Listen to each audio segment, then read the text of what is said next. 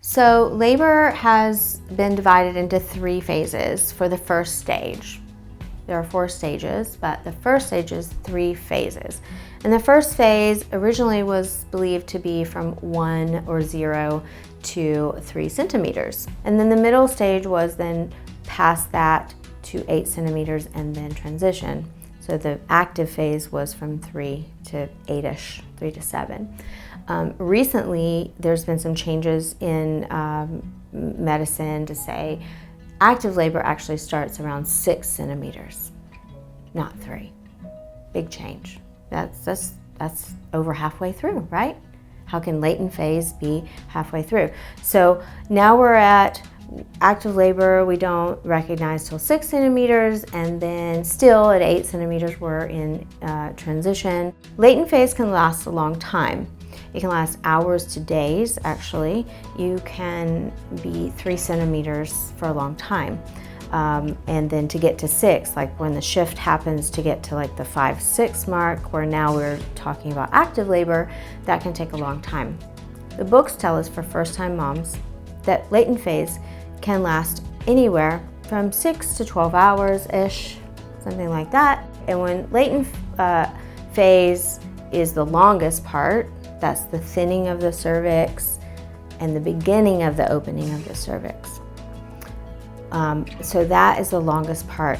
But then you get moving along, and it can be very arduous getting through a latent phase that takes a long time. Active phase then for first-time mom, because we're kind of like, that's really where these things most apply. You get active phase can be anywhere from 3 to 6 hours then, right? And then the shortest phase is transition, which is the hardest. Contractions are expected to be 2 to 3 minutes apart. They're back to back to back. You're really having to focus inward.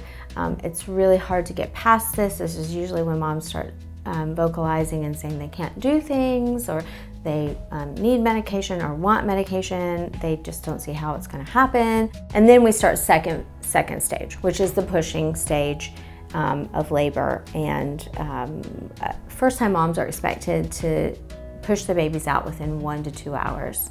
3 hours is not unexpected, actually. So 2-hour mark is what we have. I've had moms push their babies out first time in 15 minutes. Fantastic. We're all excited. Babies just come. But on average, we're expecting a 2-hour window of time for second stage. So what does all this mean? We can learn the stages of labor from a book, from lessons. I can teach you what the stages are supposed to be. And then what really happens? Well, what really happens is life. And in life, we're not machines, we're people. And so our bodies need what they need at the time they need them. They can't birth all the time on a schedule. We don't. We have to go by circadian rhythms, so day and night makes a huge difference. So for instance, my own birth, especially my second one, I can remember, I was 3 centimeters for hours and hours and hours and hours and hours. Hours. The doctor came in, checked me, 3 centimeters, walked out the door. I looked at the clock, 10 minutes afterwards, she was coming. Now, how did I go from 3, I miss active labor, I miss transition, and now I'm delivering a baby? What? And she came out like minutes later. So I've missed the whole thing that the book said I was supposed to do. So out of this, what do we find out? We find out that, okay, there is a standard. There is something that someone studied and said, oh, this is the average, but we're people. So there's not an average.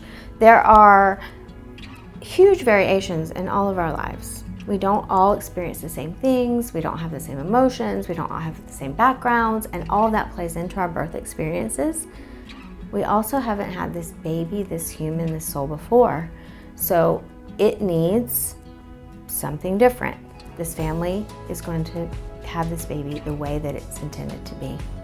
And so we have to be prepared for that. I think the biggest lesson from this is that when I experience moms who are so attached to the numbers, dads especially, you guys are really good with like numbers, and you want to help so badly, but you need like cut and dry, black and white kind of things to go by.